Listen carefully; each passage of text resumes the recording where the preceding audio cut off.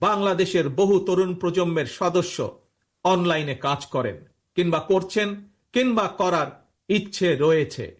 আপনাদের জন্য কর্মসংস্থান এবং নিরাপদ কর্মপরিবেশ নিশ্চিত করতেও আমাদের উদ্যোগ রয়েছে। আমি জানি শিক্ষিত তরুণ প্রজন্মের সামনে বর্তমানে ফ্রিল্যান্সিং একটি অত্যন্ত আকর্ষণীয় সেক্টর।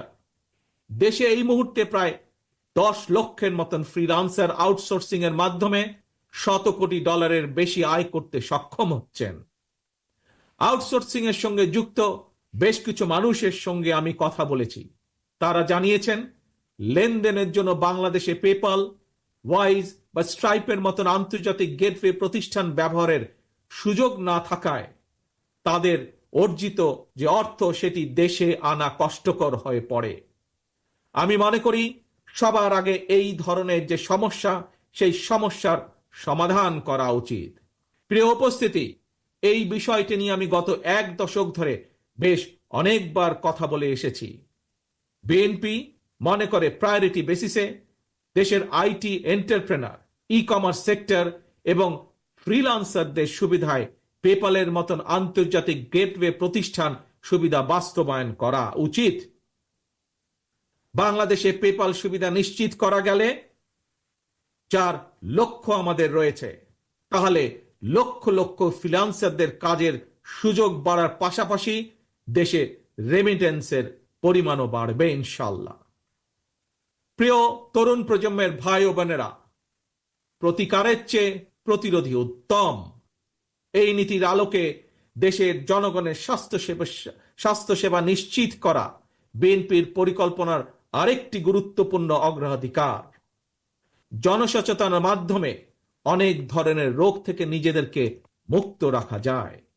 নাগরিকদের স্বাস্থ্যসেবা নিশ্চিত করতে বিএনপি 1 থেকে 3 বছরের স্বল্প মেয়াদী এবং দীর্ঘমেয়াদী পরিকল্পনা হাতে নিয়েছে।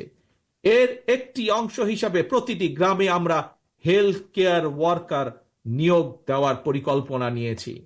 এই হেলথ কেয়ার ওয়ার্কারদের 80% হবেন নারী। অর্থাৎ সারা বাংলাদেশে যদি আমরা 1 লক্ষ হেলথ কেয়ার নিয়োগ করি, তাহলে তার মধ্যে 80 থেকে 85 হাজার নিয়োগ পাবেন এদেশের নারীরা, যার মাধ্যমে আমরা একটি বিশাল অংশের কর্মসংস্থানের ব্যবস্থা করতে পারব।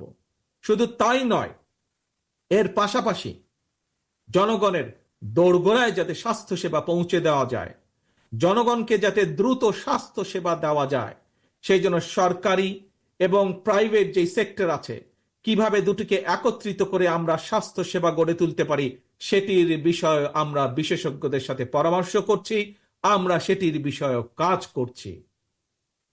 প্রিয় ভাই বোনেরা, স্বাস্থ্য, পরিবেশ এবং জলবায়ুর পরিবর্তন, এই তিনটির একটি অপরটির উপর প্রভাব রয়েছে।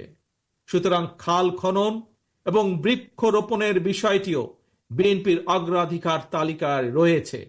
সারা দেশে পরিকল্পিত উপায়ে বৃক্ষরোপণ করা গেলে জলবায়ুর নেতিবাচক প্রভাব থেকে মোকাবেলা করা সহজ হবে।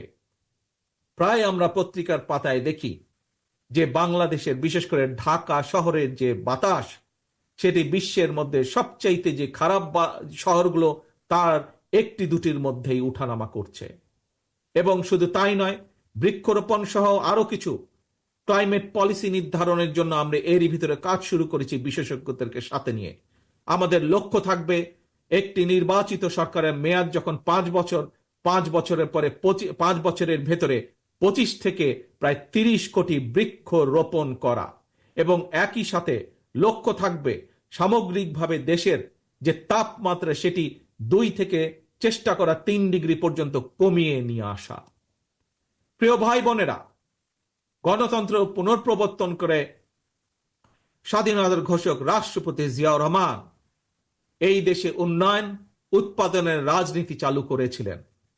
Mother of democracy Begum Khaleda Zia দেশে নারী শিক্ষার প্রসার ঘটিয়েছিলেন। দেশ এবং জনগণের উন্নয়নে বিশেষ করে তরুণ জনগোষ্ঠীকে প্রাধান্য দিয়ে সেজন্য বিএনপিও আগামী দিনের পরিকল্পনা গ্রহণ করছে। তরুণ প্রজন্মের প্রিয় ভাই বোনেরা, জনগণই বিএনপির সকল রাজনৈতিক ক্ষমতার উৎস।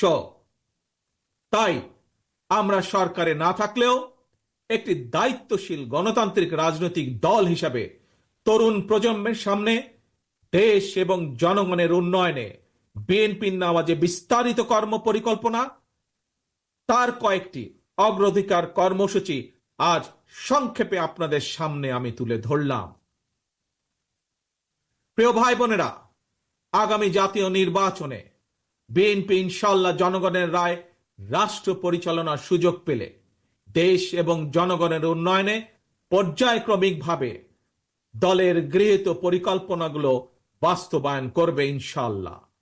তবে যে কোনো দলের তাদের কর্মসূচি বাস্তবায়ন করতে হলে দরকার একটি জবাবদিহিমূলক সরকার, দরকার একটি নির্বাচিত সরকার।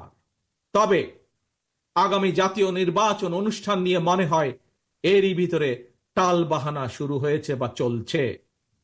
কথিত অল্প সংস্কার আর বেশি সংস্কারের অভিনব শর্তের আবর্তে ঘুরপাক খাচ্ছে আগামী জাতীয় নির্বাচনের ভবিষ্যৎ। এরই ভিতরে জনগণ বিশ্বাস করতে শুরু করেছে সংস্কার নিয়ে সময় ক্ষেপণের আড়ালে অন্তর্বর্তীকালীন সরকারের ভেতরে এবং বাইরে কারো কারো মনে হয় কিছু ভিন্ন উদ্দেশ্য রয়েছে। প্রিয় সমাবেশ, পলাতক স্বৈরাচারের সময় আমরা দেখেছি তারা কিভাবে আদালতকে অবজ্ঞা করেছে, আদালতের রায়কে অবজ্ঞা করেছে।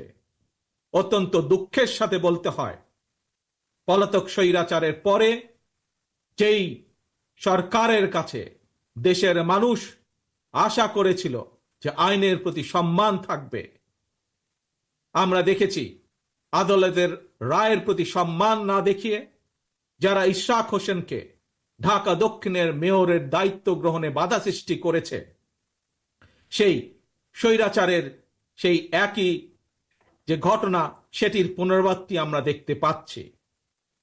প্রিয় সমাবেশ, আপনাদের কাছে আমার আজকে জিজ্ঞাসা, যারা আইনের প্রতি শ্রদ্ধা দেখায় না, যারা আদালতের নির্দেশকে অবজ্ঞা করে, তাদের কাছ থেকে আমরা কতটুকু সংস্কার আশা করতে পারি? প্রিয় সমাবেশ, আমি প্রায় একটি কথা বলি, পুঁথিগত সংস্কারের চেয়ে ব্যক্তি মানসিকতার সংস্কার অনেক বেশি জরুরি। নর্থ কোরিয়ার সংবিধানে লেখা রয়েছে democratic people's republic of north Korea. সুতরাং কি লেখা আছে তার চেয়েও বেশি যেটি জরুরি তা হলো মেনে চলা। ইশরাকের ক্ষমতা গ্রহণ বা ইশরাকের শপথ গ্রহণে বাধা সৃষ্টি করে আজ আমরা আবারও স্বৈরাচারী মানসিকতার বহিঃপ্রকাশ দেখতে পাচ্ছি। প্রিয় তরুণ,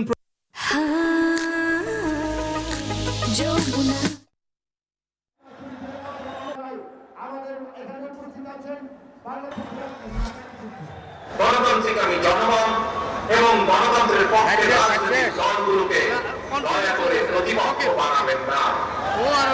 যদি আপনাদের কেউ রাষ্ট্র পরিচালনায় থাকতে চায় তাহলে সরকার থেকে পদত্যাগ করে জনগণের কাতারে আসুন।